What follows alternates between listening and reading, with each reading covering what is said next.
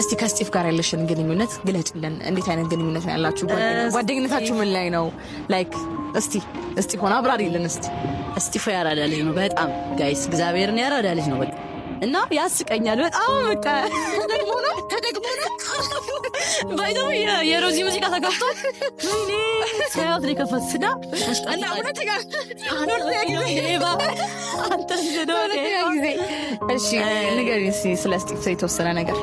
እስጢፎ በቃ አሪፍ ልጅ ነው እና በጣም ፈኒ ነው ደግሞ አሬጆ እንደኔ ተከፈተ።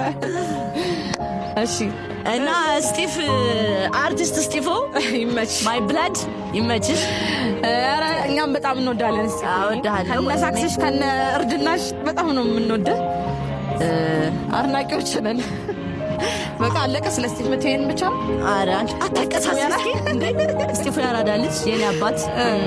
ስቲፎ ማለት በቃ ፈኒ ነው፣ ያስቃል፣ ሳክስ አለባት በቃ ያስቃል፣ በቃ ስቲፍ ያስቃልና እንደ ስቲፍ ያዝናናኛል እና በቃ መወደው ወንድሜ ነው እና ወደሃለሁ ወንድሜ። እኛም እንወደሃለን፣ በጣም እናከብረሃለን።